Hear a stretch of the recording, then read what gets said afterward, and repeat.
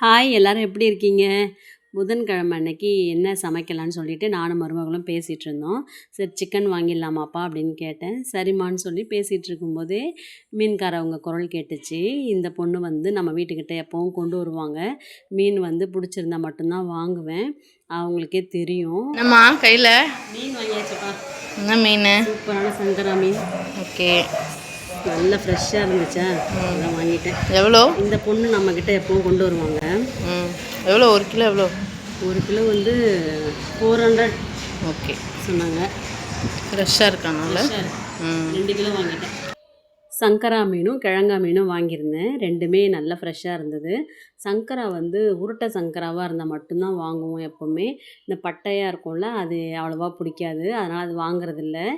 அந்த பொண்ணுக்கே நல்லா தெரியும். அதனால் நல்ல மீனாக இருந்ததுனால, "அக்கா வாங்கக்கா, நல்லா இருக்கு மீன். கண்டிப்பாக நீங்கள் வாங்குவீங்க" அப்படின்னு சொல்லி கூப்பிட்ருந்தாங்க. பார்க்கும்போதே தெரிஞ்சிச்சு நல்ல மீனாக தான் இருந்தது. நல்லா உப்பு போட்டு உரசி கழுவி சுத்தமாக எடுத்து வச்சுட்டு டைம் ஆகிடுச்சா, அதனால் குக்கர்லேயே சாதம் வச்சாச்சு. மீன் குழம்புக்கு நல்லா இருக்கும்ல குக்கர் சாதம், சரின்னு குக்கர்லேயே வச்சாச்சு.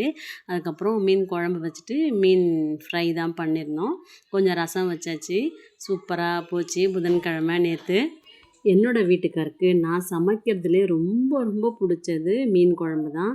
மீன் குழம்பு வந்து வச்சுட்டு அவங்களுக்கு மத்தியானம், நைட்டு, காலையில் இட்லி தோசைக்கு வச்சா கூட வேண்டான்னு சொல்லவே மாட்டாங்க.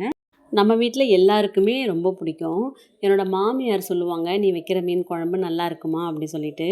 எங்கள் சின்ன நாத்தனார் நெசப்பாக்கத்தில் இருக்காங்க. அவங்களுக்கும் ரொம்ப பிடிக்கும். "நல்லா நல்லா வைப்பீங்க" அப்படின்னு சொல்லுவாங்க. ரொம்ப சந்தோஷமாக இருக்கும் கேட்கும்போது. ஆமாங்க, ஒரு பாராட்டுறதுல என்ன இருக்குது? இந்த மாதிரி வந்து ஒரு சிலர் தான் நம்மளை மனசார பாராட்டுவாங்க. அவங்களுக்கெல்லாம் நம்ம எப்போவும் நன்றி கடன் பட்டுக்கிட்டே இருக்கணும். வர்றப்ப அவங்களுக்கு பிடிச்சத சமைச்சு கொடுக்கணும் அப்படிங்கிறது தான் என்னோடய ஆசை. கிழங்கா மீனும் வறுத்துருந்தேன். நல்லா இருந்துச்சு அதுவும் டேஸ்ட்டு. கிழங்கா மீன் வந்து ரசம் சாதத்தோட சூப்பராக இருக்கும். ஓகே, பாய். நெக்ஸ்ட் வீடியோவில் பார்க்கலாம்.